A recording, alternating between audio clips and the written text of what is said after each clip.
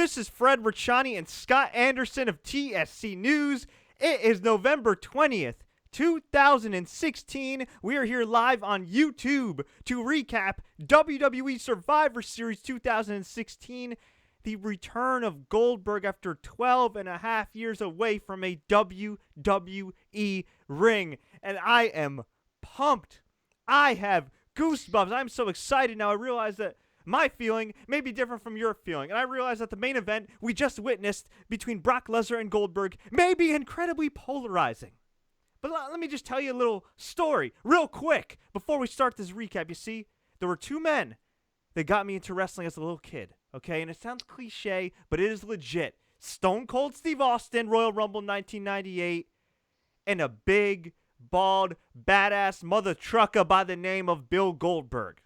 So yes, as a grown man, as a 27-year-old adult, yes, I should be objective. I should talk about how they built up Brock Lesnar for all these years. He broke the streak. He destroyed everybody. I should be pissed off right now, but I am not. I am ecstatic. I am happy. I got goosebumps because in just 2 short minutes, Goldberg in 2016 speared Brock Lesnar out of his boots. Not once. Not twice, but 3 times, hit the freaking jackhammer, and then he covered Brock. 1, 2, 3, and the Toronto crowd, as well as all my friends who are blowing up my damn phone right now, lost their mother freaking minds, because in 2016, we got 1998 Goldberg. Holy doodle squat! It was 1:25 to be technical. Well, hello, Scott. Holy cow! Should I read some of these texts? Okay, Michael Iliano. I am blown away. You can't read mine, but yeah. I am blown away that they did that. My other friend Mike, wow, Goldberg. My other friend, pardon my French, holy shit. And I don't curse on the show, but this is one of those times where you have to say, I mean, my God, this is nuts. I don't know why they did this. I'm assuming they're building up to a match down the road. On one hand, the fan in me loves this. Okay, I love Goldberg. I'm sorry. I've said it before. It's like Sting. Yeah. I'm an unapologetic WCW fan. Okay, I love WCW back in the day. It still breaks my heart to know that WCW is no longer with us. But, man, I'm so happy. On the other hand, they spent 2 years building up Brock Lesnar. 2 years. They had him break the Undertaker streak. They had him kill John Cena.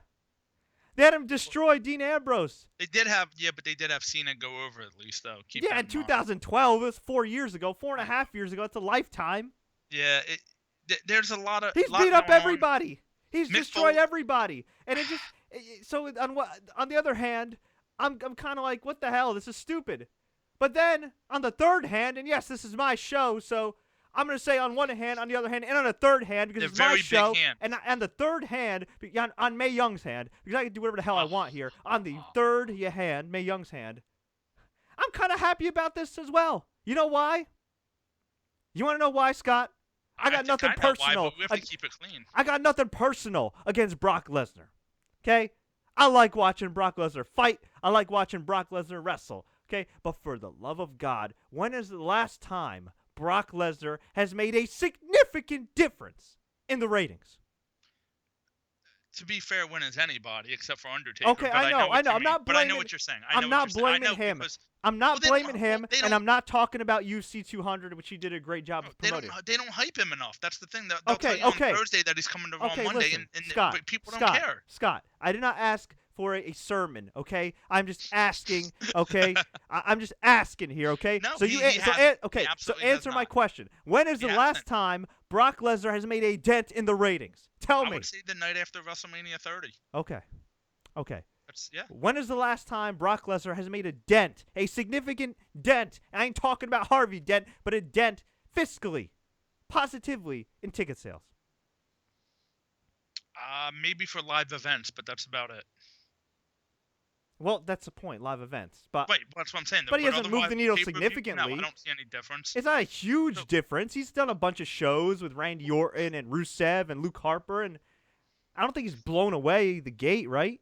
No, but I'm sure it helps by a couple people. You know what I Yes, mean? and again, But this is nothing against Brock Lesnar as the person, and I'm a huge fan of him as a competitor, okay? But on top of all this, okay, he hasn't done great with ratings lately. He hasn't done great with ticket sales. He hasn't done great with merch. At least I don't think he's done great with merch. So what happens? What happens? On top of all that, on top of him squashing everybody, okay, he fails a USADA test. Embarrasses himself, embarrasses UFC, and on top of that embarrasses WWE. Causing a bunch of people to just get suspended magically overnight. And look, I'm not condoning PD use whatsoever. However, when you are in a physical business like professional wrestling, and you're on the road, God knows how many days a year, and you feel the need to take something to make yourself feel better, I'm not condoning it, but I understand. I understand. Believe me, I get it. It's a rough business, especially with all the injuries we've had in recent years and the physical matches, such as the physical matches we had tonight. So here's Brock Lesnar, fails a drug test, ruins it for everybody, embarrasses the company, and then what happens? He comes in August, destroys Randy Orton, beats him clean, no punishment whatsoever from WWE for freaking failing a drug test. And on top of that, he concusses Randy Orton, which, look, I know he wasn't trying to concuss him. I get it. He was not trying to concuss him. However, he did. And he kept being rewarded and rewarded and rewarded and rewarded. So to see him get squashed tonight, nothing against him. I realize he's still getting paid millions of dollars. He's probably farting millions of dollars right now. He's probably wiping his ass with some as well. Okay? At the end of the day, it was just nice. It was a nice karmic feeling to see Brock Lesnar, after failing a USADA test and for not making much of a positive difference in WWE lately, to get squashed in 2 minutes. This brings up a lot of questions. A lot of questions. All right. Well, Scott, ask those questions. Well, I will. Because I need First some water. and foremost, is this like WrestleMania 20 where Brock Lesnar goes bye-bye now and he's done? Maybe something happened where this was it. We don't know. Second question, there is no way after what we just saw tonight on both ends, and we'll get to the one part that we see Shane McMahon and Brock Lesnar, because it just doesn't make sense at this point. Third, does this now set up possibly Goldberg and Undertaker at WrestleMania instead of John Cena Undertaker? Because let's be honest, Goldberg didn't do nothing to get himself injured tonight, and maybe that's the way WWE wanted to keep it. So reportedly something's going on. Reportedly he strained his shoulder on Monday, which is why they had to keep the match short. But then again, how strained can your shoulder be if you get Brock Lesnar up for a freaking jackhammer? And you hit 2 spears, and he had a couple knee Was operations. it 2? I thought it was 3 spears. Was it 2? I might have missed the first one. I know it started out where Lesnar. I mean, the match goes basically Lesnar picks him up, throws him into the corner. I thought Goldberg just kind of shoved him back, hit a spear, jackhammered and pinned him. I mean, unless I missed something. That was it, man. That was it. Something's like I know we talked about this in August with Randy Orton. Like that just didn't seem legit. Something just doesn't seem right. I mean, it's great. It's amazing. It really is. The sad part about it, though, when you think about it, and I know, and if I forget who tweeted this, and if it's one of our listeners, I apologize for not mentioning your name, but somebody tweeted that, Vince McMahon couldn't have Sting go over Triple H, but he puts Goldberg over Lesnar. Yeah. Go figure that one out. I'm still a little bitter about that one, but this kind of makes up for it. For all the burials. Amazing. For all the burials of WCW the last 15 years, as a longtime WCW fan, I know you were a huge WCW fan. Your current Twitter picture is an old picture with Goldberg. I mean, this is awesome. Just to show how outdated that photo is of me with Goldberg, it was at a Tower Record store. How about that? Oh, my God. Wow. Yeah. Jeez. I've met Goldberg a couple of times, actually. Yeah. Now, and by the way, let me correct myself. Thank you, Stephen Shaw, for pointing this out, even though he stole my Holy Doodle Squat hashtag without proper credit on Twitter. He states that the first time Lesnar was knocked down by Goldberg, it was a shove. So my bad. It was a shove and 2 spears. He did hit 2 spears. Yes, it was a shove and 2 spears. I said 3 spears. My mistake. Yes. Okay. You know what? That shove might as well have been a spear. It was freaking awesome. Everything Goldberg did was awesome. The freaking entrance. You know what I was actually worried about? because my dad was chatting with me too, because he was, my dad and I grew up watching Goldberg. I mean, my dad loved Goldberg, and that's how I became a fan, just watching with my dad as a kid in Fredboro, New Jersey. And my dad texted me, he goes, "Goldberg's really wet," and I'm like, "Yeah, I know." And I was kind of afraid that the sparklers.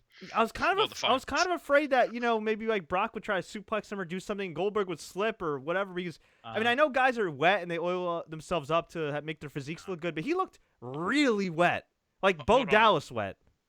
There's a tweet here, and I have to interrupt you because this I don't want to go here, but I definitely disagree with you on this, Jeremy Bowers. He retweeted a tweet that somebody put that says basically no one on the roster is good enough to beat Lesnar, but an old ass man that hasn't wrestled in a long time is. Well, guess what? That old ass man drew more money in one day than 90% of the roster, which I'm not blaming the roster, okay? I'm not blaming them. But at the end of the day, bitness is bitness. And Jeremy, it's not sad because let me tell and I love you, dude. But if it was Roman Reigns who beat Lesnar like that, everybody would have been complaining. If it was, John Cena when he did it, everybody was complaining. If it was Ambrose, everybody would have complained. Or Rollins or any of these guys. I mean, really, this worked because of the magnitude of it, and I don't think people realize the magnitude Goldberg. Goldberg was there for such a short period of time, in pretty much a crappy part of WCW that people just. You got to remember it was almost 20 years ago he debuted. Yeah. And it wasn't a crappy time in WCW like at the beginning. It was a hot period. You're right. But the second half, went downhill. Yeah, it's weird. It's like they put the title on him that should have been like a glorious run for the company, and instead because of BS politics from idiot Hulk Hogan, you somehow got $31 million despite being a racist prick. He just kind of got buried. It was weird. He was world champ. In a lot of ways, it's kind of like how the world champions are used in today's WWE. It's like they're undermined by a guy that's not there all the time. Hulk Hogan was there every now and then, but, Goldberg was the guy that was on every show, and yet Goldberg was undermined. Kevin Owens, he's the Universal Champion. Yet, what's the cloud hanging over Kevin Owens' head? Triple H. Nobody's talking about it. Kevin Owens. Jericho now. Yeah, nobody's talking about Kevin Owens, the Universal Champion, which was unfathomable years ago, but they're talking about Triple H. This made up for a lot of things. I just can't wait to see what happens with Lesnar going forward. I feel like Goldberg now. I'm sweating. I'm so pumped up, man. I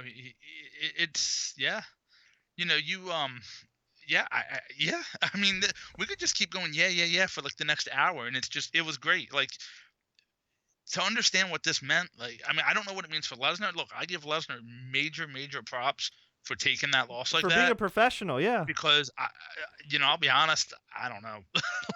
You know what though? I mean, listen. Say what you want about Brock Lesnar. He doesn't love the business. He can sell it too, at the end of the day, okay, the dude does business. Okay, yeah. He does business, and he does good business, and he knows what he's doing. And people got on him for allegedly being lazy with Dean Ambrose and all this other stuff. But you gotta look at it this way. All right. Protecting himself. Okay. So. Yeah, he was protecting himself because he knew he was getting paid at UC 200. Okay, who could blame him? Although he may have to pay some of that back to Nevada. And on top of that, okay, I like Dean Ambrose a lot. I really do. But the last 6 months of Dean Ambrose have not been very good in the ring. No, sir. So if I had a crystal ball and I was able to see the next 6 months of Dean Ambrose after his WrestleMania match with Brock Lesnar, if I were Brock Lesnar, I would have been like, F that, man. I ain't taking that. Sorry, I'm beating you, and that's it. Yeah. I can't blame him. No. Dude, this was amazing. I mean, I just, yeah. I don't know what I guess, you know what? I guess what they're going to do is they're going to have, here's what I think is going to happen. Assuming Goldberg came out of it relatively unscathed for a 40-something-year-old man, a guy in his late 40s. To be honest. Yeah, I mean, but unscathed enough, right? Here's what I see happening. I see them hyping up Goldberg for the Royal Rumble. I see Goldberg in San Antonio being in the Royal Rumble. I see Goldberg getting eliminated in the Royal Rumble by Brock Lesnar, leading to Brock Lesnar versus Goldberg. And this time around, it's going to be a crazy match, and it's going to be a crazy build. You know why? Because Brock Lesnar is down 0-2. And Brock Lesnar, for the first time in his career, at least in WWE, has his back against the wall. And it's gonna make, and in storyline, it's gonna make him more motivated, more angry than ever, to finally vanquish Goldberg. They did the comeback. They gave us the legit traditional Goldberg squash match against, out of all people, Brock Lesnar. Whoa, what the? Whoa, that was my phone that did that and turned on my YouTube video, so my bad. But man, I don't know. I could see them doing the trilogy where Brock Lesnar gets so desperate, gets so angry, he finally beats Goldberg. Kind of like a rich man's version of the Eddie Guerrero Rey Mysterio feud in 2005, where Eddie just could not beat Rey, and then finally just beats Rey. The problem is that would anybody care at this point? Because Goldberg's already beat him twice. So what would it accomplish? And I know you just said with the Eddie and Rey thing, but that was different. Yeah, and that also involved like a paternity test and a lot of random SmackDown drama back in the day, and you don't want to do it. Oh my God! I mean, I know there's other matches to get to, but all right. If they don't do Goldberg versus Brock Lesnar, if there is something deeper, it has to be Goldberg Undertaker at this point, I would think. No, I mean, it makes no sense. I mean, it makes sense. Don't get me wrong. Sure, it does at this point. I know, but come on, are you confident that Undertaker and Goldberg at their age can have a good match, especially when both are baby faces? No, but I tell you what, it'd be interesting. I think they're just going to do a rematch. I think you're reading too much into it. I think they're going to do a rematch. The way that ended, I'm not sure if we're seeing Lesnar. I'm telling you right now, it wouldn't surprise me if we don't see Lesnar for a long, long time. Well, I don't get it. I get it. There's no way this could have been the plan the whole time. There's just no way. Maybe not the plan that Goldberg was going to win in 2 minutes, but maybe the plan that Goldberg was going to win. I don't know. It's very strange. Listen, dude, here's my prediction, and here's what's going to happen. You can lock it up here, all right? It's going to be Goldberg, Royal Rumble. He's going to be the main draw. He's going to get eliminated by Brock Lesnar. They're going to brawl. They're going to have a contract signing at the February pay-per-view for WrestleMania, and then it's going to be WrestleMania, and Goldberg is finally going to fall to the beast Brock Lesnar. And then after that, I have no idea what the hell you do with Brock Lesnar, but that's what you're going to do. And it's going to be huge. And on top of that, you're gonna have Undertaker versus John Cena for the title, which is gonna be awesome. And you're gonna have, I don't know, maybe Seth Rollins versus Triple H. Hold on here. Let's backtrack a little bit. Okay. Now, a couple months ago, and I made a tweet earlier about this, what I thought was going to happen. I told you to retweet it because I wanted proof. What if that's reversed? What I said? What if? Because Goldberg destroying Lesnar. Hold on. Well, tell people you originally tweeted. Tell people you originally tweeted. My tweet earlier was that Lesnar goes to the Rumble, beats Owens for the title. Goldberg wins the Rumble match, and they have a match at WrestleMania, which would have set up perfectly for the third match. Right. All right. There was something going out earlier about Paul Heyman saying something about, the scenario for Lesnar at WrestleMania would be the Universal title. So there's some seeds possibly planted. Maybe it's just Heyman being Heyman. Who's to say now Goldberg technically kind of sort of wouldn't be a number one contender going into Royal Rumble, beats Kevin Owens, have Lesnar win the Rumble, being that it is in the Alamo Dome, and you do need to sell seats. And we did talk about, Lesnar not moving the needle, but let's be honest, if you put him in that match, he very well could a little bit.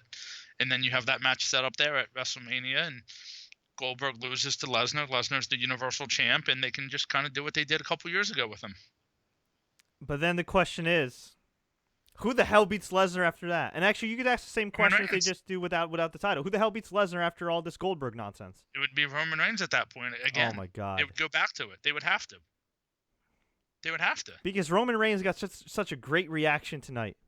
Or, I mean, I guess to a degree, you're talking maybe a year down the road, a year and a half down the road. I mean, maybe you groom Strowman a little bit better.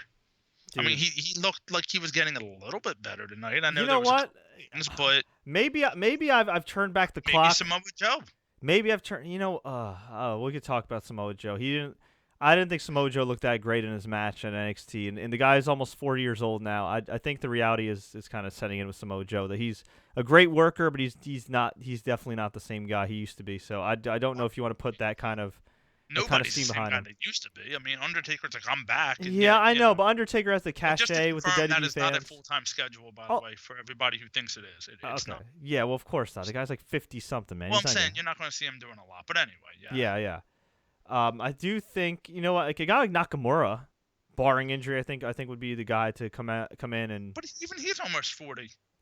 Yeah, but mid-30s, Right, but you're and talking he's about a the year smarter, from and now, he's a and- smart, and you know what? He's a smarter worker than a lot of guys, including Shane McMahon. Not to throw salt on the wound of Shane McMahon, because obviously he suffered a major injury tonight. For those that don't know, he was going for a flying appears to have. a flying missile drop kick into the corner, kind of like a Van Terminator, although without like the chair or garbage can that he normally uses. He went for like a huge flying drop kick to Roman Reigns. Roman Reigns got out of the corner, speared him. Shane took a nasty spill. 1, 2, and then Shane got his shoulder up. I think he just kind of rolled, yeah. But And for a Roman didn't do second- a great job either. And for a second, I thought that Shane was supposed to kick out, because before that I was laughing my ass off, because they had a deal where Seth and Roman were the sole well, not the sole survivors, but the last remaining survivors on Team Raw, right? And Right. Shane McMahon was clotheslining Roman, clotheslining Seth, took Seth's leg, did the old like Melina spot with Beth Phoenix, That was a great spot. and too. took, I know, but Shane McMahon doing this I know. and taking still. Seth's head and banging it against Seth's own knee. Shane McMahon. Well, I don't know if you caught the spot when Shane rolled up Jericho earlier in the match, and Jericho called it, and it took about 30 seconds to happen. So Yeah. just keep that in mind. But as Shane well. McMahon. My God. And keep in mind, And I prior almost tweeted, I prior didn't see to the it. spot. But prior when, to the when spot. that happened to Shane, when that happened to Shane, Yeah. Randy Orton did go over to Shane's kids and kind of say everything's cool. So Okay. That was nice of let's keep that Randy in to- mind. But Yeah. So we're then, getting ahead of ourselves with matches. But yeah. Okay. At this So point, it's okay. yeah. So let's just go to the Shane spot. So Shane goes for this Van Terminator drop kick, gets speared. It was a sloppy spear, but Roman did the best he Well, could. did the best he could with a guy who's not An a athlete, full-time guy, and not an athlete, let's not be a pro honest, wrestler. considering that angle and those moves, I mean, it wasn't that bad. I mean, No, yeah. not at all. I thought it looked good. I mean, it looked Yeah. good for what it was. I mean, listen, it's a timed spot. You got to hit it right. I mean, they did the best they could, but yeah. So Roman pins him. Shane gets a shoulder up, and I'm thinking, Jesus Christmas, do What they the hell? seriously have Shane McMahon kick out of the freaking spear, but AJ Styles couldn't? And then Twice. and then the referee paused, called the doctors, and I was like, oh God. And you know what this reminded me of, dude? Luke Kuechly. Yeah, but the weird part is he didn't throw up the X signal. That was kind of strange. That was strange, but I get it at that point, but then they eliminate Shane, even though he never got pinned, and they could have thrown up an X, the they could have crowd. done But an you know what though, injury. the crowd knew that this dude was messed up. Oh, absolutely. The crowd knew. but They it was were just, respectful. you They know, were there was they a were few botches, but they, yeah. they were respectful. Like they knew, like, you know what, that this wasn't part of the show. I mean, this. Well, see, for me, that not even Luke Kuechly, because that was just very odd. His emotions like that. Yeah. See, as a Jets fan, I remember when Wayne Corbett took his 20th concussion, which was the last one. It had that same look. Like his eyes were just out. Like you could just see I was surprised they didn't stretcher him out though. They're just carrying him, and I'm like, if the guy has a concussion, shouldn't you be stretching him out?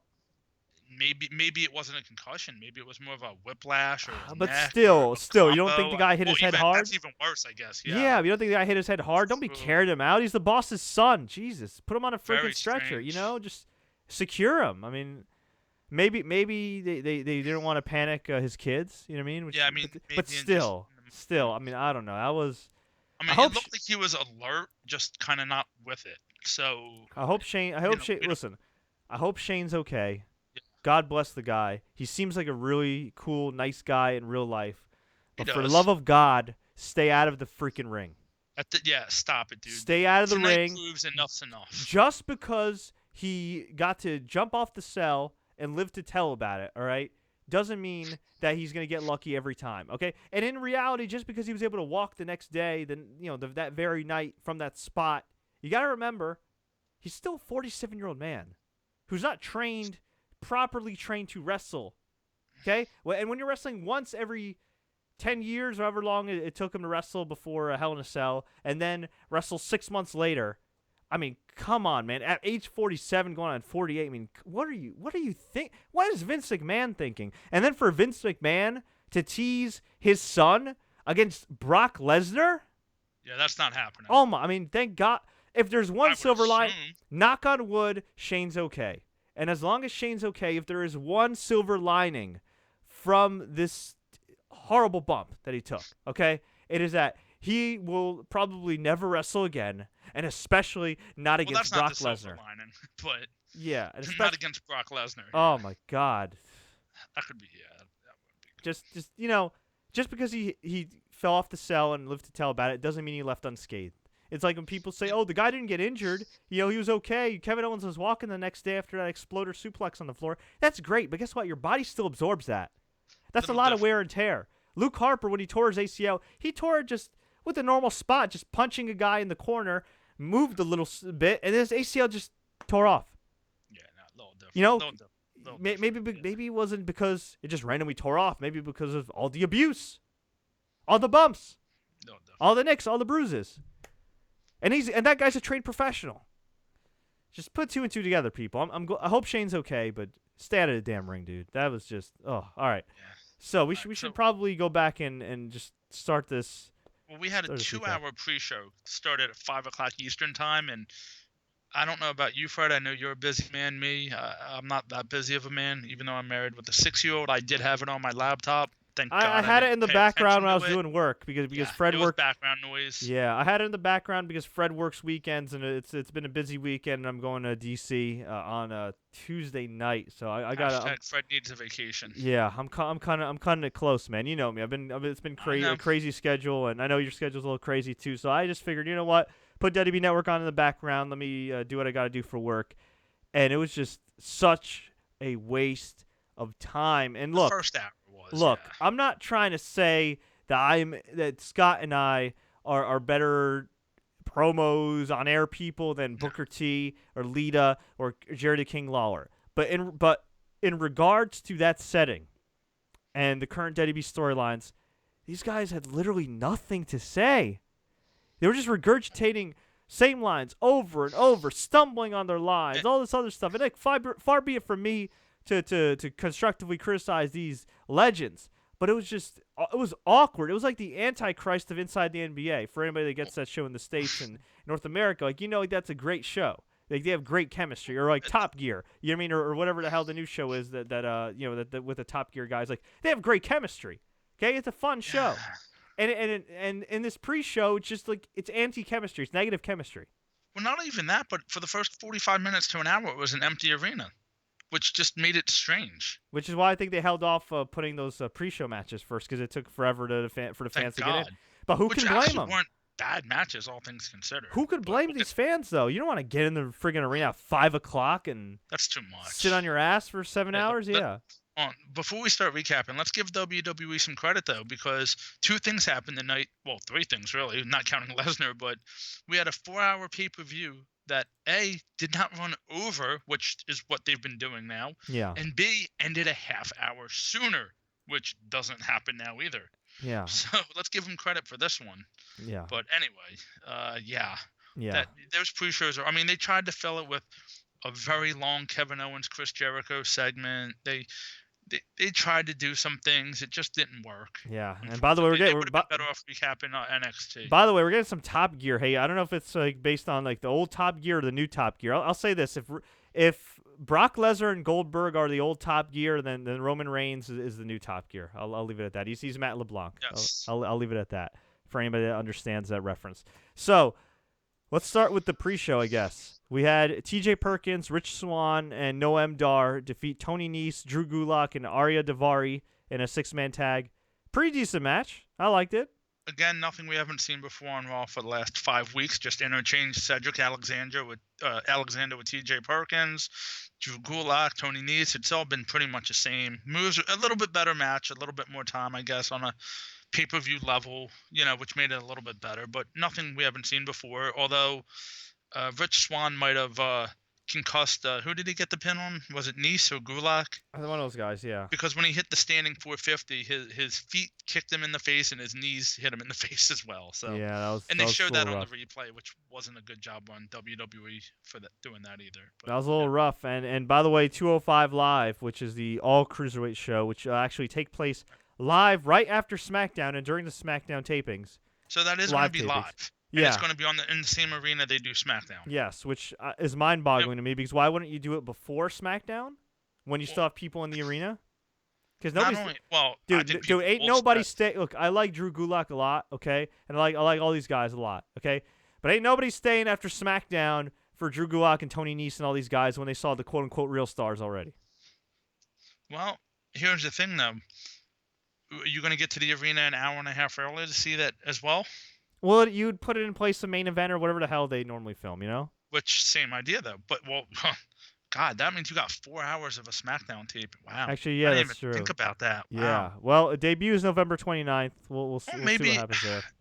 Maybe it'll be good. I think it'll be Why aren't they good. filming that at just Full Sail on a tape show? Because it's, I mean. But it has to be live, Scott. It's like SmackDown Live. It has to be know. live, live. We'll get to the results of the Cruiserweight match as well. We'll get to that, and we'll discuss this as well. So. Yeah. So anyway, they had a pretty good match, but nothing we haven't seen before, unfortunately. Although TJP got a really good reaction. He did get a really good reaction. What are you laughing at, Scott? A friend of mine who I always text with, wrestling fan as well. I had texted him after the Goldberg match. I said, "Holy bleep!" Well, he was a half hour behind because he was watching his Eagles lose. So he was on the SmackDown 5-on-5. So I said, "Text me after you get to the Lesnar match," and he just said, "Are you effing serious?" So. Yeah. Yeah. Sorry. We had Kane beat Luke Harper. This was okay, but the wrong guy won. The funny part is Kane's been feuding with the Wyatts for over a year now because Yeah. he had that match last year. Yeah, he's Yeah. he's Kane, all right. I think he needs to decide if he wants to be a politician or a wrestling character at this point. I mean, He did say as long as he's competing at a what do you say, a full-time level or something, that he'll still do it. So yeah. I mean, he can still go. I mean, guys like Luke Harper might not be the best guys for him to work with, but he can still go. I know, but mean, wasn't he going to run for mayor in of Knoxville or something?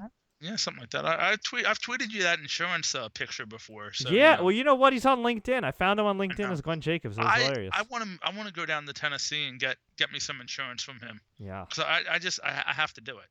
I just want that certificate that says Glenn Jacobs. Insurance, yeah. It'd be great.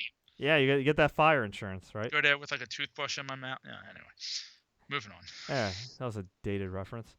So we had Sami Zayn take on The Miz. This was a pretty good match, but it had a wacky screw job finish. Hold on, Fred. Hold on. What? Before we get to that, the Yeah. first match of the night was the women's elimination match, That's right. which we skipped over for obvious reasons. But we did have that first. It was Team Raw versus Team SmackDown women. I didn't hate that match completely. It wasn't bad. There was some odd things. It was just it was okay. It wasn't, But the match a started match. with Team Raw coming out, and then Team SmackDown came out. And when it was time for Captain Nikki Bella to come out, she wasn't there. Yeah. Everybody looks at Carmella. Carmella says, "No, I had nothing to do with it." You see the cameraman running to the back, and Nikki Bella is sitting back against a wall, holding her neck, saying, "It hurts, it hurts." Daniel runs over to her, checks on her.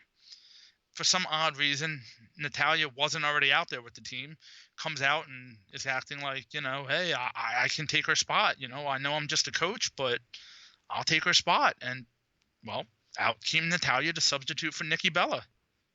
Another very odd way to start the show. And what's odd, too, is that they teased that Natalya attacked Nikki, right? Right. But Natalya gets eliminated. Like, in the middle of the match. Yeah. What Although was the point? she did last longer than Sasha Banks. What was the point of that? Keep that in mind. Yeah, it was just wacky. The eliminations were as follows, and Scott, you correct me if I got any of them wrong here, if I missed any. We had Alicia Fox beat Carmella. We had Alexa Bliss beat Fox. Right after that, yeah. We had Naomi take out Nia Jax with a crossbody on the outside, and That's not. Yeah, okay. and then Naomi got eliminated via countout. Crowd also was crowd was so behind Ty Dillinger. For those that don't know, Ty Dillinger is a character in NXT who's been kind of like a lifetime minor league guy, and he's got a pretty gimmick. Much the Barry Horowitz of NXT. Yeah, very much so. And he's got a gimmick where he gives people like not 8, 7, 8s, 9s, but he calls himself the perfect 10. And every time he comes out, he does this, and the crowd goes 10, 10. So every time a ref went to count somebody out or count somebody in the corner, the crowd would chant 10.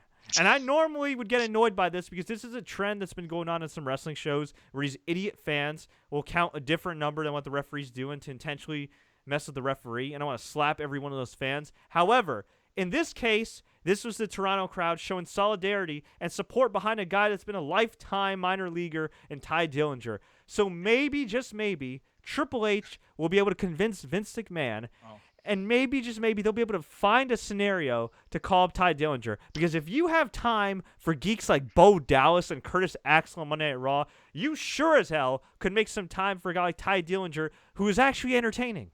Well, let's keep in mind that Ty Dillinger also is from Canada, so it was a fellow countryman as well. Actually, that is true. That is true. But it was still great, yes. Man. By the way, shout out to my homegirl, Roa Schmate, who says that Goldberg is awesome, although she did support her fellow Canadian Brock Lesnar. Although Brock's not a real Canadian. Actually, you can make the argument that Goldberg's a real Canadian because he married a Canadian. Yeah. His wife's from Saskatchewan, my aunt's home province. So. And Goldberg was way more over than most people thought he would be, by the way. Yeah, I think the Canada thing. I think people overvalued the Canada thing. You know, Brock That was Lesnar's, the WCW versus Bret Hart thing. Yeah. Yeah, and that was 15 years ago. 16 years. No, but yeah, 16 It was years like ago. 2000. Yeah. Yeah, it was a long time ago. So, hey man. And just so you know, my buddy is another one you can chalk up to being disappointed with that match. Yet another disappointing Lesnar match. Like, I don't know. And he's older than me, so I don't know. I thought it was great. You know what? I'd be interested in seeing and asking the fans who paid money to go see that show if they liked it or not. I think they liked it. It seemed like they liked it. I think again, they did too. You're not going to get all of them, but I think a lot of them liked it. Yeah, it was so different. Like it was, and it was classic Goldberg. They literally gave you the nostalgia. That's what made it great. Yeah. Although that was a little too much classic Goldberg, but yeah, I mean that's what made it great. Doug Dillinger needed to be there, and it would have been perfect. Oh yeah, and that's another reference from WCW. Yes. So. But anyway, we had Nia Jax get eliminated, or I'm sorry, Naomi get eliminated. Naomi got eliminated. And then we had she was knocked out cold, by the way, so she sold that great. Yeah, Natalya pinned Sasha Banks with a schoolgirl. That was ridiculous. Just eliminated her out of nowhere. We had Charlotte beat Natalya, and then we had Becky Lynch actually tap out Nia Jax with the disarmer. Now, keep in mind, though, Alexa Bliss and Becky were working as a team to try to take out Nia. So it wasn't just clean. But no, I know what you're saying. Still, you couldn't have done like the pile-on pin where they all pile on and pin her. Well, they should have done what they did with Strowman, and they didn't do it. Which is like the count-out finish. The count-out pin, or what they did with Rusev a couple years back. Yeah, they didn't do it. The DQ, something. They should have done something, and they didn't do it. Yeah, that was the waste of months of building her up. I mean, and they made her look dominant too in the beginning of that match. Listen, no shame in losing to Becky Lynch, but are they really going to do? If this was setting up Becky Lynch versus Nia Jax, that'd be great. But they're on different brands. Kind of weird, if you ask me. Yeah. So we had Charlotte pin Alexa Bliss, and then Bayley pinned Becky Lynch with a belly to Bayley, and then Charlotte just beat up Bayley, walked out with Dana, who's still one of the worst wrestlers in the world, and I know they're trying to build up this whole Charlotte pay-per-view streak. She's now 14-0. I'm sick of this. I like her character and all, but I'm sick of her winning all the time. They're making her out to be a little bit too much, or too, I don't want to say too good, because she is good, but a little bit too much. Like, you know what I mean? Like, yeah. A little overhyped, I think, is what they're doing with her. Yeah, I mean, it's ridiculous. My friend Roa said, and actually this is a question for you, Scott. She asks, because this is something I mentioned in the last NXT recap. She's asking, do you think Asuka is becoming too much like Charlotte, and they're both winning so much that it's hard to care about their matches, or it's hurting their opponents? I guess think the way to ask. In Asuka's case, she's right with the interview she cut a little while back where nobody's on her level on NXT. They're just not. And that's no disrespect to those women. They're busting their butts down there to get better and better, and a few of them really are, but there's just nobody at that level right now. There's just not. In Charlotte's case, I think it's just, for whatever reason, I mean, look, Charlotte's worked her butt off as well. She's gotten better. I don't think she's the best woman on that roster. Right. But I don't know. She has the namesake, and maybe that's what's keeping her going.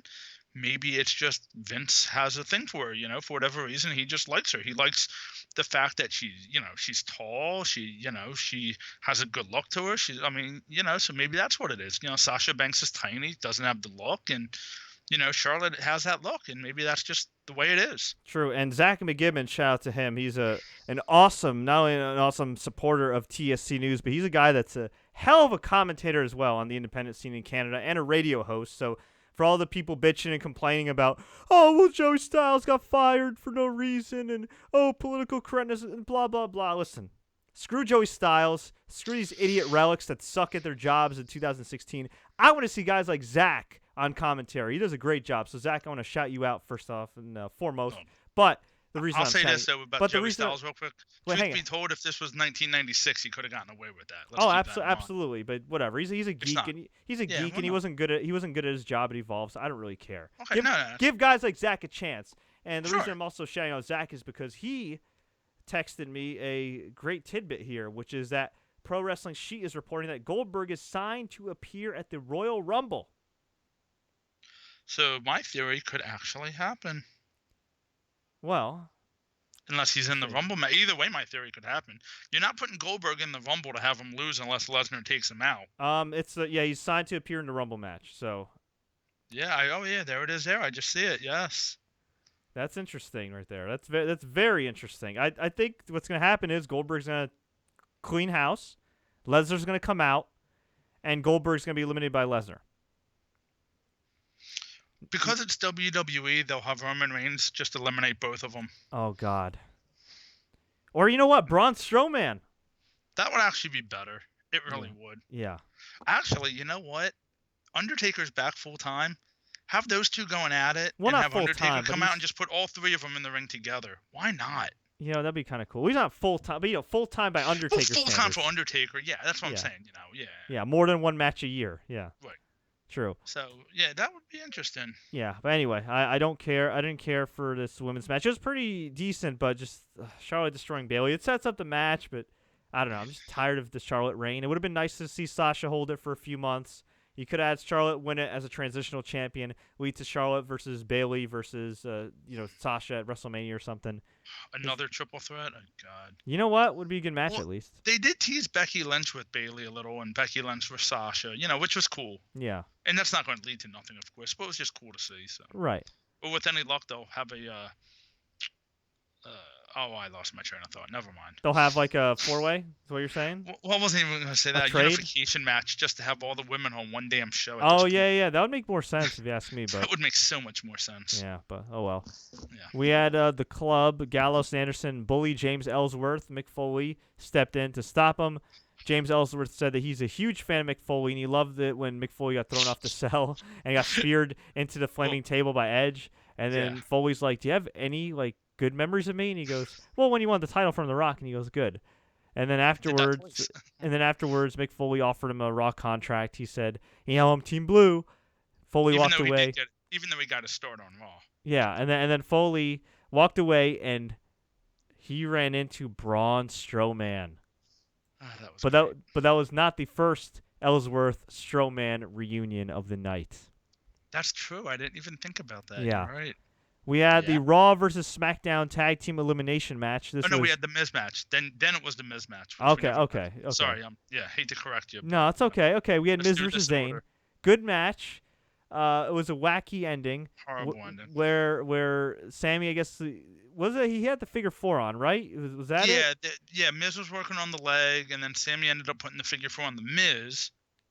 Miz was in the middle of the ring. Looked like he might have been getting ready to tap out, possibly. But either way, go ahead, Fred. Mm-hmm. So, Miz. Okay, hang on. Sorry, I lost my train of thought. I got. Want me to do this for somebody you? sent me another Joe Biden Obama meme, and it made me laugh, and I kind of got distracted. Well, Fred gets his composure back, and he's going to tell me the meme, and then I'm going to laugh. All right. So anyway, as Sami Zayn has the Miz in the figure 4, the bell rings. The bell rings, and the camera quickly shoots over to the bell, and it's Maryse ringing the bell, drops it, acts like she's not doing it. The referee sees it. No DQ, no nothing. Sami Zayn starts to celebrate. Referee says, "No, I didn't call for the bell. Nobody tapped out." The Miz just rolled him up and pinned him, and that was it. The same thing we've seen the Miz do with Ziggler time and time again. I didn't So mind it that much. I mean, I the IC hate the title stays on SmackDown. It just kind of didn't make a lot of sense, to be honest with I wasn't you. the biggest fan, but you know what though? The fact that Miz is like the only real old school heel on the roster right now, it's pretty cool. I like it. It was, but I think they could have done this with Dolph Ziggler, and it Yeah. would have worked out just the same. I Where agree. Dolph is in the figure 4 or whatever, and the Miz comes out and rings the bell. Because let's be honest, everybody kind of knows they're best friends. I mean, all you gotta do is watch Ride Along, and they could have just kind of teased. I mean, right? So you could have teased it a little bit, like a Ziggler kind of sort of heel turn, maybe something like that, Yeah. And then he could have rolled up Zayn because, hey, I'm going for the win. It would have made more sense to do that, I think, than not have Ziggler on the show at all. So, Jeremy Bowers is asking, could we see maybe a similar duo to Maryse and Miz, Maria and Mike Bennett in NXT soon, since they're kind of at odds with TNA? Well, there's more to it than that as well. I don't know if you saw the tweet from Jeremy, but apparently Maria Kanellis got accepted to complete her master's at Full Sail University, where NXT is taped. Yeah, that would be good to see, but she's a great act. God bless Mike Bennett. He seems like a really nice guy, and he works very hard, but to me, he's not. It's weird. I feel like he'd fit in more with like 2010 WWE than 2016 WWE or 2017 Is her beef WWE. with the Bellas even over with? Because they have some heat on each other. You know what? You know what though? They had beef with Maryse, and Maryse is on Total Divas. I don't know if anybody watched the first episode of Total Divas. That thing was lit. It was awesome. They went straight out of the gate with the tea, with the shade. It was great. Watch Total Divas. It was great. Maryse is a great character. Problem with WWE is Maria and Mike Bennett could end up on NXT for a year and a half, and by then, who knows where the Miz and Maryse will be. Actually, yeah, that's true. But you know what? I mean, they're good. You know what, though? Mike Bennett and Maryse were a great act in New Japan. They were a great act in ROH. They're not really that great of an act in TNA. It's just kind of... Well, then again, what is a great act in TNA at this point, outside of Matt Hardy? Yeah. I mean, the DDC... No, not even him at this point, because he has amnesia. So he's still... Yeah, but that's still a great act. Yeah. Matt Hardy with amnesia? What is it? The DDC, the DBC, the BBC? I don't... The Bram and James Storm combination I have no idea what you're talking about, and I'm... Bram, James Storm, and somebody else are now in a group, and they hate each other. Yeah, so. I don't know, and I'm sorry, but I do not care. I mean, that's what I've heard. It's not like I watch them or anything. All right, listen. If you want to watch anything non-WWE related that's TNA related, just watch Matt Hardy. Once 205 Live starts, you have SmackDown, Raw, 205, 2 pay-per-views a week. I'm just going to call it a week at this point. You have Ring of Honor, you have Lucha Underground. There's TNA. not enough time to watch everything. Yeah, and then if you're a UK indie fan, and the UK is popping right now, you got Progress, you got freaking Rev Pro. You have New Japan. You got ICW. I mean, which Finn Balor made an appearance there for as a favor. Yeah, so, all right. We had Brian Kendrick versus Kalisto for the Cruiserweight. Actually, no, I missed it. We had the tag title. Tag match. Whatever. Let's go to the freaking Cruiserweight title match. It was a good match. Brian Kendrick got the win via DQ when Baron Corbin interfered and then beat up Kalisto. So the Cruiserweights are staying on Raw. Daniel Bryan yelled at Corbin. Corbin doesn't care. Way to go, Baron Corbin. He doesn't want little punks running around and got in Bryan's face. And real quick, going back to the Miz and Sami Zayn match, they continue to tease the Miz and Daniel Bryan. And I know you told me no, it's not going to happen, but it's not going to happen. It's not going to happen. I know, but I'm telling you, it's not. But it's so stupid to have Miz keep doing all the moves. It is because he's not very good at the moves. I know, but it was still, And then and then you have the Cruiserweights still on Raw for the time being, which makes no sense. Although there was a great tweet that went out earlier too that said Vince McMahon's going to come out and just give SmackDown the Cruiserweights. So it doesn't make sense. So you're going to have these guys traveling from Orlando. Well, I know they don't always tape, but they're all in the same vicinity anyway. But still. Yeah. I mean, whatever. Yeah, I mean, seriously, whatever. Brian Kendrick retains in the most lame way possible. We had Roman Reigns. Oh wait, no, we had this freaking tag. I keep forgetting this stupid. You know what, Scott? You recap this tag match. I'll say this: it was a hell of a match, but there were too many damn people to keep up with. You go ahead, Scott. I mean, here's the long and short of it. The Village people, a.k.a. Breezango, come out. They get eliminated within 5 seconds. Next thing you know, you turn around. Kofi Kingston's getting super kicked by one of the Usos. The New Day is out within 90 seconds. So right then and there, everybody's like, what the heck is going on here? That was okay. For people that want to bitch and complain about Goldberg, and to a lesser extent Brock Lesnar and their pushes, Look at how they treated their champions tonight.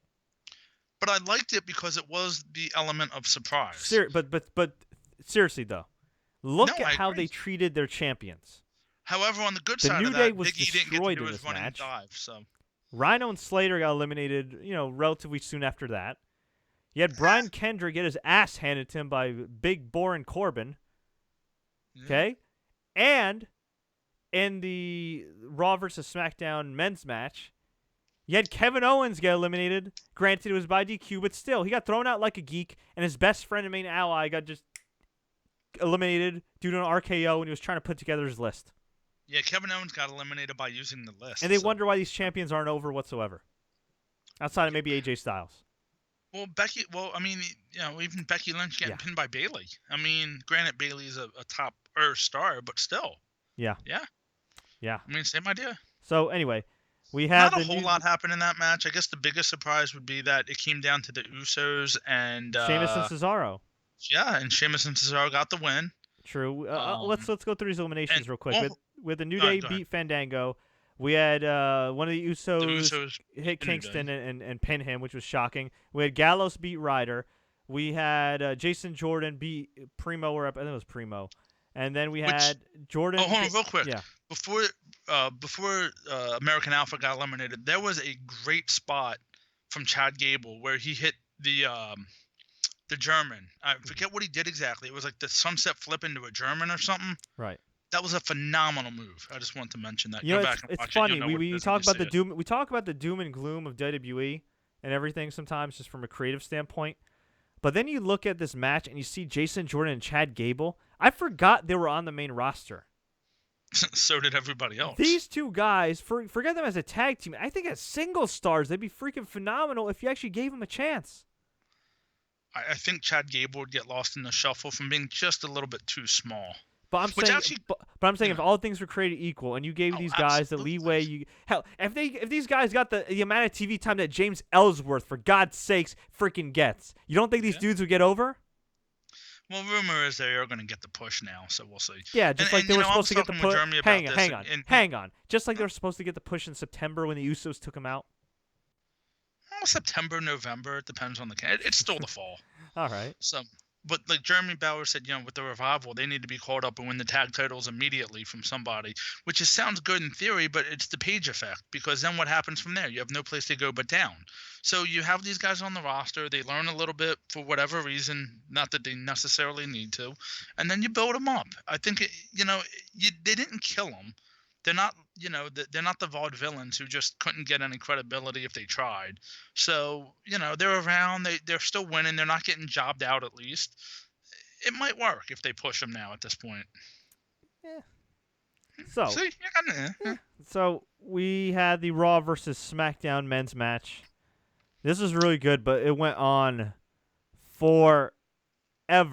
Official time is like 52 minutes and 55 seconds. Wow. It was ridiculous. Now, I'll say that for that length of time, give these men their props, okay? They brought it tonight. They knew they had a lot of time to fill.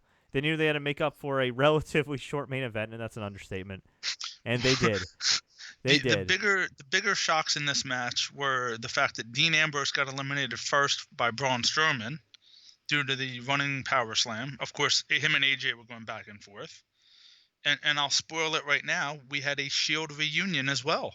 We did. So. We had Dean Ambrose return late in the match, just completely snap, lose his mind, lunatic fringe style, beat up AJ. He got tackled by security. Rollins and Reigns beat up the security for Ambrose, and then they did the Shield triple power bomb on AJ, and then Rollins pinned AJ to eliminate him. That was great. It was. That was excellent. Excellent. Yes. Man. Mick Foley's other great tweet of the night was the Raw MVP was either Dean Ambrose or Baron Corbin. So that was kind of cool. Yeah, exactly. By the way, for those watching live, feel free to click the like button. If you are new here, please feel free to subscribe because we have a lot of live shows plus in-depth interviews with a lot of your favorite stars, including some stars that you saw tonight on Raw, Survivor Series that you will see on Raw and on SmackDown, including AJ Styles, TJ Perkins, and many, many more. So, we had this match. It was really good. just really, really long. We had Strowman pin Ambrose, as you said. We had Strowman get counted out after he was attacked outside, and then Shane McMahon hit the elbow drop off the top rope. I mean, Shane McMahon was tempting fate tonight, wasn't he? With all these spots. He did a great job. He always does. You know what? Let's give Shane McMahon credit because he does bring it when he shows up. He does, even if it's utterly ridiculous, but he does bring it. He has nothing to prove. There was another great tweet from I tweet some of their stuff. WWE Creative Humor that said, take Shane to the back, show him his bank account, tell him stop doing all this crazy stuff. Exactly. And it's true. Yeah, seriously. So Braun Strowman got counted out. This was the best spot of the match. Yeah. Even though there's a part of me that would like to have seen him be the sole survivor, Braun Strowman's really grown on me lately. I guess I'm in a 1998 mood where I want to see big guys just squash people. But well, anyway, he seems to be getting kind of better. He's getting over, that's for sure. He's getting over. So Braun's about to get in the ring when somebody underneath the ring grabs his leg. Which we didn't see at first. Yeah. Yeah. And all of a sudden it turned out to be James Ellsworth. What a great payoff that was. James Ellsworth, a.k.a. Hornswoggle 2016. What a great payoff this was. It was great. So then Braun slowly walks towards Ellsworth. You think this idiot's going to get away, but he is so unathletic that he trips over himself and cowers in fear at the entranceway. But you know what's great about that? Yeah. Him tripping, if you go back and watch it, where he tripped, coincidental or not coincidental, the ramp was like elevated. Like it did look like there was like a bump there. If you go back and watch it, you can see it's like kind of raised up at that point. So it was very odd. Like it's almost like he wasn't supposed to fall right there, even though the spot happened, which was supposed to happen, I'm sure. Like this is very weird. Yeah. Yeah. So. Oh man. So they need to find James Ellsworth some tights that fit him. That's a whole other subject. Yes. I mean, think about the kids, James. Just think about the kids. Yeah. So anyway, so Braun picks him up, beats him up a bit, throws him off the stage. Ellsworth crashes and burns through a table and a bunch of equipment. It was great. Yeah. This was like the best spot of 2016. It was awesome. Yeah. It was just. And there was a spot before that, Fred, which you had texted me about, saying did AJ almost get hurt by Braun? I don't think so. Braun just tossed AJ over the top rope, and AJ being as light as he is compared to Braun being as big as he is, I think AJ made it look that much better. I don't think AJ got that's hurt. the one thing. thing. He was okay. That's the one thing. Braun's got to be careful. But you know what? I mean, at the end of the day, I mean, when you're dealing with somebody that big and that small, I mean, it's things can happen. So luckily, Fred, I'll be right AJ back. was okay. Okay. All right. Well, Scott's gonna be right back. I think he's going to get his unicorn horn and pet his dog. Actually, his dog may have taken a dump out of excitement, which has happened before on this show. So hey, I have 2 cats. I understand. So anyway, let's get to the rest of the match. We had Strowman pin Ambrose at the beginning. We had Strowman get counted out. We had him take out Mr. James Ellsworth, who will probably be gone for a while, at least maybe until Royal Rumble. We had Kevin Owens get DQ'd for hitting AJ Styles with the list of Jericho. I mean, this is a badass list, and he just whacked him. Papers flying everywhere. Owens got DQ'd. Yes, he got DQ'd after attacking the WWE Champion. But seriously, for the Universal Champion, for the World Champion of Raw to be eliminated that quickly, I wasn't feeling that. Granted, he eliminated himself, but still. And then his best friend, like a geek, gets distracted. A 6-time world champion, which to JBL's credit, he even said, "What's a 6-time world champion word about a list?" I was wondering the same thing. So he's like, "Oh no, the list. And by the way, I think Jericho got one of the biggest pops of the night. So he's picking up these pieces of the list, and then Orton just RKOs him for the pin. 1, 2, 3. You back, Scott? I am back. You all right there? I heard your dog took a little leak. No. My daughter woke up, so I had to bring her downstairs, let her lie on the couch. Super Scott, super dad. Yeah, I like that. Dad. I don't know if you mentioned it because I hear you talking about the men's 5-on-5 match. Yeah. Quick little side note, and again, I don't know if you mentioned it already. I'm sorry, but why in the hell did Team SmackDown have Ambrose come out last, not AJ Styles? Actually, that's true. What the? Well, why did The Miz come out before Sami Zayn? Yeah, but that's different. Because on the other side, though, Owens did come out last for his team. Yeah. just and I understand the women's match not, but that wasn't team captain, and last time I checked, Ambrose wasn't supposed to be the captain, so Yeah, that was wacky. it's That was kind just of wacky. weird. That was wacky. So yeah. Oh, by the way, I don't know if that was more wackier than Orton and Bray coming out and then standing alongside of Shane while everybody else came out. what was or as wacky as Dean Ambrose hitting a tope, I've forgotten who, but it looked so ugly. I mean, it barely connected. Like, you know what?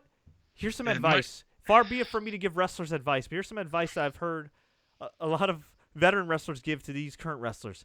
Stop doing dives. Yes. Okay? If you have a cruiserweight show, and the marketability of the cruiserweights is based on their high-flying moves with the Z, why is Luke Harper doing a dive? Why is Dean Ambrose doing a dive? Thank God we didn't get to see Big E do one tonight. Yeah. Now, Seth, I don't mind. Like, Seth is a really athletic guy, whatever. But it's like, these are like the heavyweight guys doing the dives that are supposed to be making the cruiserweights feel special, right? Yep. I mean, what's so special about TJ Perkins doing a moonsault if Seth Rollins can do one? Which kind of defeats the purpose of a cruiserweight division. It's just smaller guys doing the same moves. And that's what it is right now. That's the sad part. When it's on Raw, that's exactly what it is. Yeah. Except for when Kalisto hits the move he hit on Kendrick onto the outside, which was disgustingly sick to watch. You know what I'm talking about. Yeah, why is the name... Yeah. I can't... Oh, wait, he hit the Sleet of the Soul. No, it wasn't not that. Not that. What am I saying? Yeah, no. I'm looking at my notes here. Oh, I didn't write it down. All right, well... So I didn't... Yeah. Whatever, Rosa was a big spot, yeah. Yes. So, somebody will correct us. All right. Yeah, oh, absolutely. So, then we had Shane McMahon run wild, which was hilarious. That was just hilarious. And then he went for the coast-to-coast drop kick, a.k.a. the Van Terminator drop kick, ate a spear. He looked concussed, and he got carried out. Yeah, I don't know. I think for a guy that was kind of more or less knocked out, not all there, he probably should have been stretchered. But, I ain't a doctor. We had Luke Harper come out. He tried to distract Rollins. Rollins and Reigns took him out. And, yeah, so then we had Rollins go for a frog splash. He ate an RKO, which looked amazing. Amazing.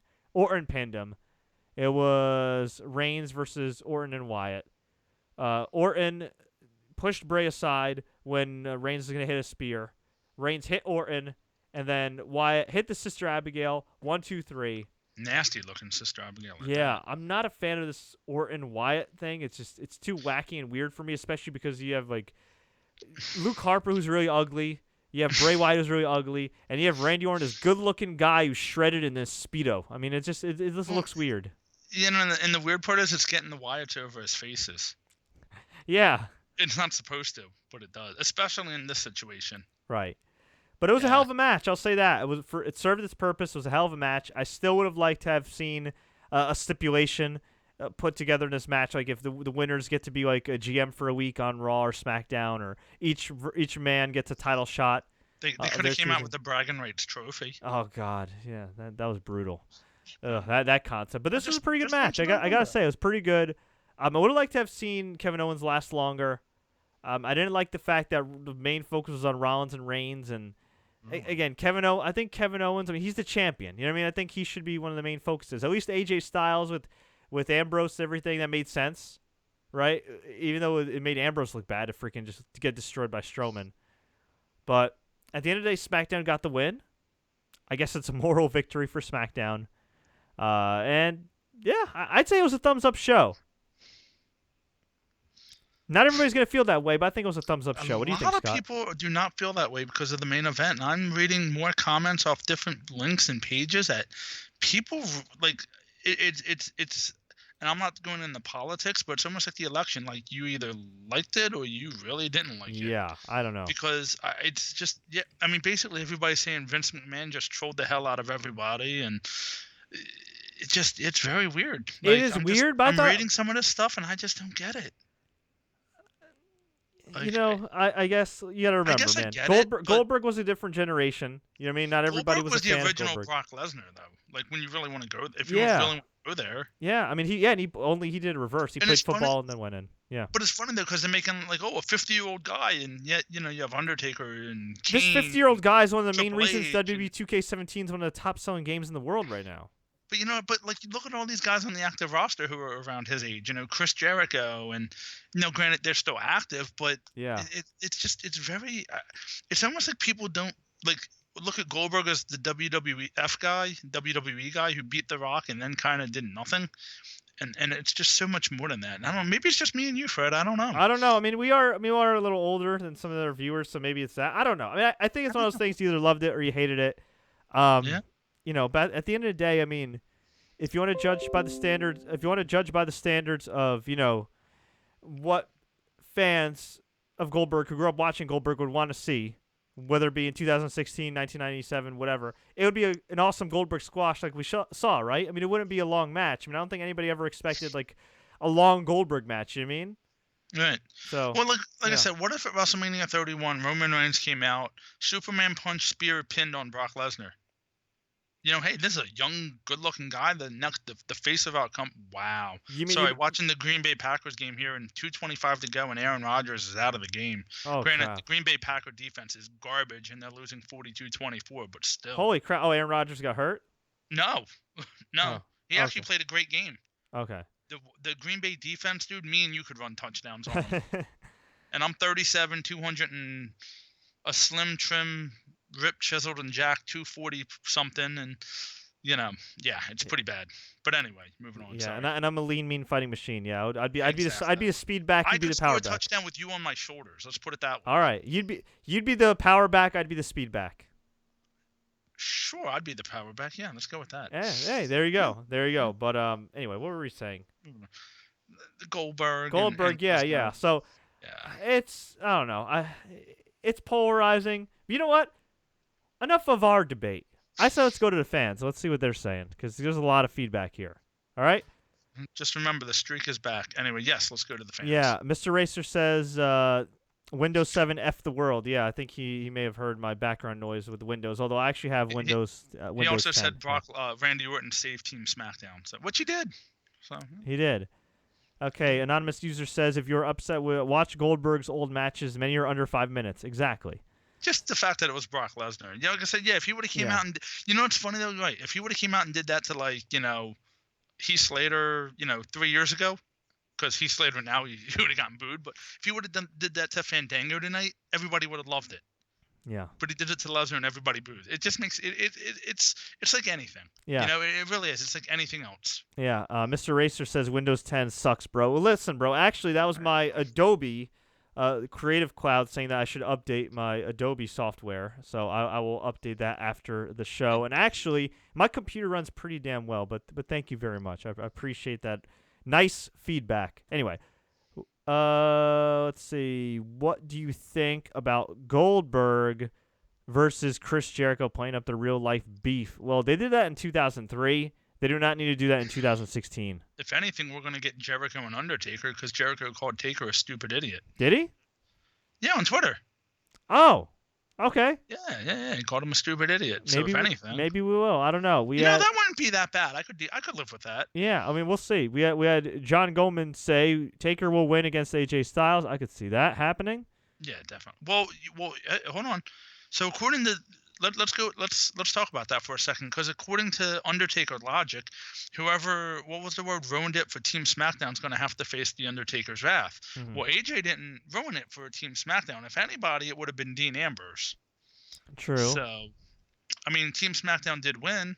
So do we get an Ambrose and Undertaker match? Because I'm not really digging that. Yeah, that's a little weird. I don't know. Maybe like Ambrose of like 3 years ago when he was still like pretty hot. I don't know about now. Right. Yeah, it's weird. It's very weird. Okay, let's see what else we have. Could you see Randy Orton versus The Undertaker at WrestleMania? I've heard that that's a rumor, and I'm not digging it. I think Undertaker pretty much cemented himself for losing this WrestleMania coming up when he said WrestleMania does not define his legacy, and if he loses to Randy Orton, it does nothing for Randy Orton at this point in his career. So, But he could also be Randy Orton, and it wouldn't hurt like a guy that's on the rise. You know what I mean? Although Yeah, I don't think a loss to the Undertaker would hurt anybody at this point. No, but why? Why Randy Orton? Like it wouldn't really do anything. I think because Randy Orton's safe. You know what I mean? But hang on. Why turn Randy Orton heel then? Why do all the freaky stuff if he's not going to wrestle the Undertaker? Yeah, but again, do you really need to see the Wyatts and Undertaker? No, I don't. I don't. But I'm just saying, like, who would Undertaker be more comfortable with? You know? Oh, well, absolutely right. Wow, yeah. As far as comfort goes, sure. But yeah. All right. I don't know. I just won't be digging it. Yeah. Okay. Here's a question from Roa Schmate. Who do you think eventually dethrones? This is another women's question. Who do you think eventually dethrones Charlotte, and who do you think eventually dethrones Asuka? Bayley on Raw for Charlotte, yeah. And as far as Asuka goes, I mean, I've been hearing a lot of people say Ember Moon, and I don't really know much about her at this point to say that, but she's really good. She is, and I don't really see anybody else doing it. Yeah, I mean, Asuka's gonna have to go heel. She practically is at this point. Mickie James went to shake her hand on Saturday night after she lost, and Asuka just raised the title over her shoulder. Yeah, and people still cheered for her. So yeah. And Mickie James for 37, still, that fans chanting "You still got it." I was kind of laughing at because it's not like she never left and came back. Exactly. If anything, they should have been chanting "You still got it" at Goldberg. Then. Yeah, exactly. Yeah, no, Mickie James looked great, especially for a woman that just recently had a baby. Man, she was pretty good in the ring too. So, props to Mickie James. Okay, Ashok Jain says that was insane. Shusant Pawar says Cena versus Lesnar better be next now. I don't want to see that. I mean, they'd have a great match, but I don't want to see that again. Plus, Cena's on SmackDown. I don't know where Lesnar goes from here, but yeah, I don't know. Plus, Cena's on SmackDown. You got to remember that. That's all right. They can figure that out. Yeah. Fred, did you watch I'm not even sure if Cena's going to be back for the Royal Rumble. Yeah. Well, we'll see. Because he's filming American Grit right now. Yeah, because, Yeah, Fred, did you watch Walking Dead or Westworld yet? I did not, but I'm going to catch that after this recap show and then get some sleep. Okay, Garab Gosh said Goldberg twerked his shoulder on Raw, so maybe that's why it was a short match. I think he meant to say tweaked, not twerked. I hope so. Maybe. Yeah, I mean, hey, who knows? Maybe Goldberg injured his shoulder twerking, but, Goldberg doesn't seem like a twerk kind of guy. So... Yeah, he did tweak his shoulder. Then maybe that's another reason why the match was short. But holy crap, it was still great. Yeah. It was still great. Okay. Anoop Thanks says part-timer, boring, dumb Lesnar lost. So I guess he's happy. Yeah. Basti Failed, our main man from Germany, said, "Love the ending of the Goldberg match. That's just classic Goldberg. Lesnar didn't see the first spear, and after that, Goldberg did do his classic impactful spear. Yeah, it was awesome. I loved it." The ending? Yeah. What? Ending? Okay, sure. Yeah, all the right. whole match was the ending. Yeah. Abilash 619 says, Vince gave people the twist of the century. I don't know if it was the twist of the century, but it was definitely one of the craziest, unexpected finishes in WWE history. That's for sure. Yeah. I mean, seriously, when's like the most... Honestly, this might be the most surprising result since Brock Lesnar pinned The Undertaker. And maybe that's the whole point. To get that shock value again? Maybe. You know what? Everybody on Twitter is buzzing about it, so mission accomplished. I mean, think about it. Lesnar's got to... I mean, you would assume he's got to do something tomorrow, and you got to assume Goldberg's going to do something tomorrow. You have to. Yeah. I mean, I don't know. We'll see. Steven Shaw says Kane versus Rhino to determine the mayor of SmackDown. That's right, because Rhino ran for office in Michigan. Won. No, he lost. Oh, did he end up losing? Yeah, I don't know how word got around that. It was a fake story. He ended up confirming on Facebook and Twitter that he lost. Yeah. Now my tweet about him shaving his beard for his constituents is pointless. Yeah. Well, you might have to delete that tweet, my man. I tweeted too many things. I'll just have to leave it. Yeah. Well, no, because he can still have constituents even though he lost. I guess. Manpreet says that the Great Khali should come back and win the Universal title. Manpreet should be banned now for saying that. You know what? No, but you know what? They should have all the giants that are still living today that can still remotely wrestle face Braun Great Strowman. Khali's not one of them. And have Braun Strowman just destroy all of them. How's about... Oh, God. I want to see Goldberg jackhammer Braun Strowman. I do.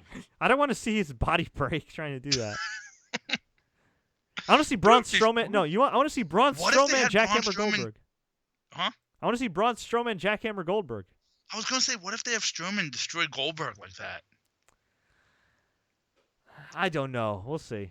That would be interesting. Yeah. Okay, Leo Mendez says that was a freaking dumb match. I guess he didn't like it. It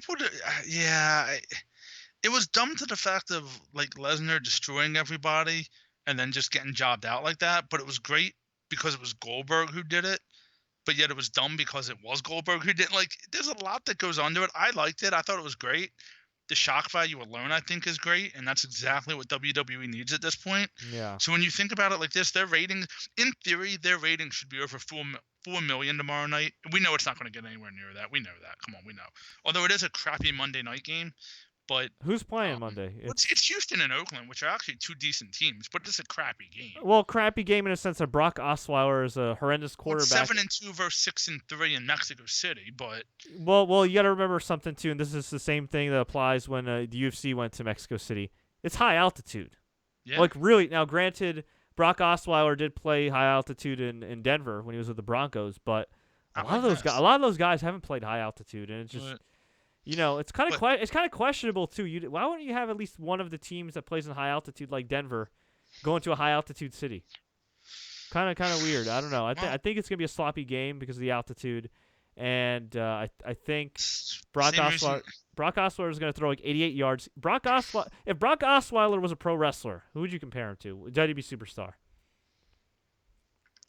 Heath Slater. No, Heath Slater's got better rhythm. Think about it. Slater, he wins, but he doesn't do much, and actually that's true because Brock Osweiler's Rhino is like the Texans' defense. Yep. And the Texans' defense just wins all the games for him. Whereas Brock Osweiler's like Heath Slater, he's winning, he has a good record, but he sucks.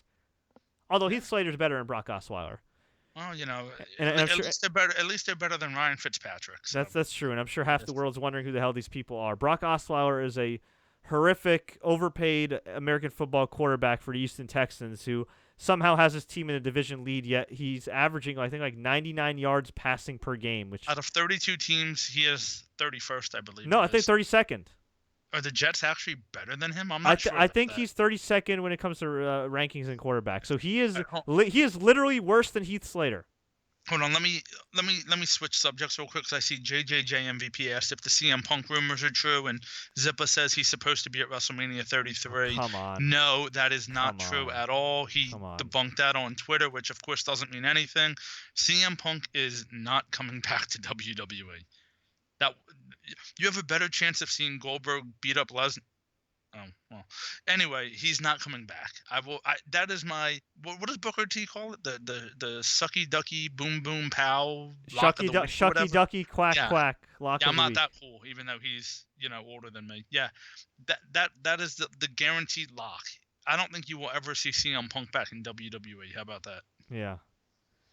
And to be honest, I don't want to see him back in WWE. That's just me. I don't. Wow. Yeah. I'm trying to look for that CM Punk tweet. I can't find it, but either way, it doesn't really matter. He's not coming back. No. Not yet. I mean, look, maybe in 20 years from now, yeah. When he goes I don't know, 20 years from now, but the wounds are still fresh. They're in legality. Like, no, he's not. It's not happening. Okay. I know if Goldberg can come back, anything can happen. But no. Yeah, but it also took Goldberg 12 years to come back. You got to remember that. Exactly. So, okay. Yeah, I don't see it. We'll take a few more questions before we head on out. Who do you see beating AJ Styles for the title? I see The Undertaker, and I see The Undertaker dropping it to Royal Rumble winner Cena. I could be wrong, but that's how I see it. Who do you see Kevin Owens losing to? If they didn't make Jericho look like such a biatch every now and then, I would actually like to see Jericho pin Owens, quote-unquote, accidentally in like a triple threat. Well, they're definitely setting that up because when Owens got disqualified, Jericho was picking up the pages of the list, and he was giving Owens some looks like, what the hell did you just do? But I feel like even though Jericho's over, I feel like they're making him too much of a comedy character. Like, I really think like it would be better if they kind of gave him like some sort of mean streak. You know what I mean? Yeah, well, when some notebook paper and a $8 clipboard are the best things on your 3-hour program, I mean, it's impressive and it's sad at the same time. It really is. Okay, Mr. Racer says, does Randy Orton currently hold the record for surviving the most Survivor Series matches? That's a really good question. I think so because he won. He survived 2003, 2004, 2005. This one. That was by himself though. I think he holds the most sole survivor. Okay. At 4, and he's second as far as matches behind. They said it. Shawn Michaels. He has 9 Survivor Series traditional matches. I think it was. Shawn had 11. Okay. I want to say it was that. Well, and also too, you guys should go out of your way to see the Survivor Series 2003 match. It was like Team Steve Austin versus Team Eric Bischoff. Granted, the stipulation wasn't much because if Austin's team lost, he'd have to retire, and he came back like 2 weeks later, so it totally killed the stipulation. But just watch that performance. The performances of Shawn Michaels in the match and Randy Orton. Yep. It was like the perfect way to build up an up-and-coming heel into a top guy. And it was a perfect babyface in peril played by Shawn Michaels. The psychology of the match at the end was excellent. Excellent. No, it's a great ending, too. Yeah, it was excellent. So go out of your way. Survivor Series 2003 was not very good. Ironically enough, it was headlined by Goldberg and Triple H. They also had an ambulance match with Shane McMahon and Kane, which was also built up by Kane electrocuting Shane McMahon's testicles. Well, that all started when Kane tombstoned Linda McMahon on the ramp. Oh, I forgot about that, yeah. Yes.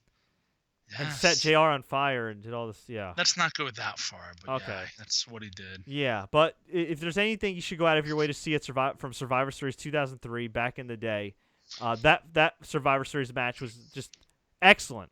Excellent as far as building up a young guy and just putting over a great babyface in peril. That was psychology. It was great. So if you want something Survivor Series related, actually somebody real quick is asking our Survivor Series predictions before we head out. Or not predictions, I'm sorry, recommendations on the network.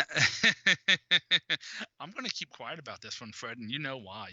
Because you took the time to watch every Survivor Series, and unfortunately... No, I didn't watch. I took notes. You took notes, and you went through a lot of them.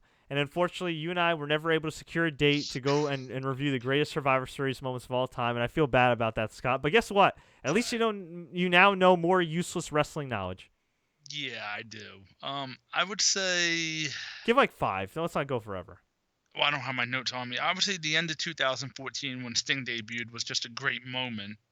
But I'm saying great match. Hey, come on, let's go back further for some matches? of the for some of the kids, for some of the children. Scott, we're about the children. Honestly, the first couple were pretty good. Just because it was different at the time. Listen. I'll give you some real recommendations. Diesel Bret Hart '95 when Diesel basically went heel, which led him to going to WrestleMania 12 to lose to Undertaker, which led him to go to WCW, which created the NWO. So that was a pretty decent match. Diesel versus Bret Hart. Okay, was really good. One of Kevin Nash's best matches ever. Of course, Survivor Series '97. Yeah, with a screw job. Well, that was just it wasn't great. That's still a match you want to see. And to be honest, you go back to 1993, I believe it was, Bret Hart, Shawn Michaels as well for the WWF title.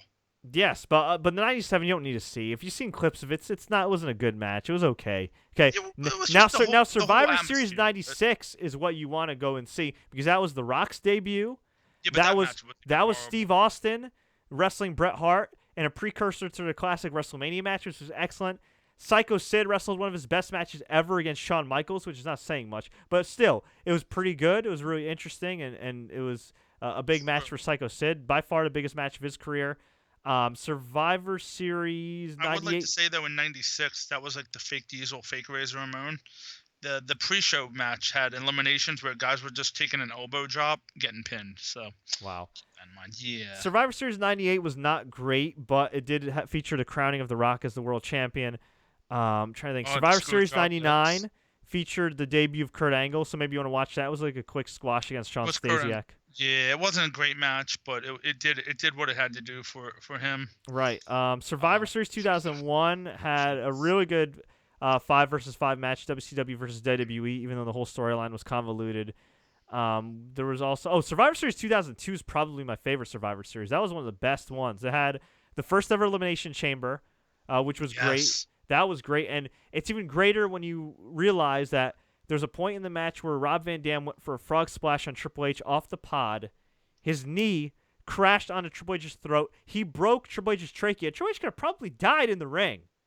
And Which he is went for crazy to another, think what, about. 20 minutes probably? Yeah. It's crazy to think that Triple H finished that match. I mean, this would never happen in 2016. Never. They would have called a finish on the spot. They would have brought out the stretcher, opened the chamber, and they would have whispered hey, you know what, Rob, you're putting over Shawn or something, because that was unbelievable. I mean, it was such a bad injury that Triple H woke up in the hospital the next day with his gear still on and the confetti still on his body. It was ridiculous. That's right. Yes. So I found the tweet from CM Punk, by the way. Oh, you did? What did he say? Yeah. Let me get back to it. It's somebody asked him. My computer's starting to run slow. If the rumors are true about him returning, he said yes. He also prevented a Ford plant from being moved to Mexico. It's true. Going to be big. So big. Bigly. Bigly. Tremendously bigly. Yeah. So he will be there. So there you have it. Yeah. So, but that was a great match. The three-way tag match for the SmackDown tag titles was great, and I find it really hard to go back and watch Chris Benoit matches. I don't go out of my way to see it, but he wasn't totally featured in this match. It was Kurt Angle and Chris Benoit versus Eddie and Chavo Guerrero versus Edge and Rey Mysterio.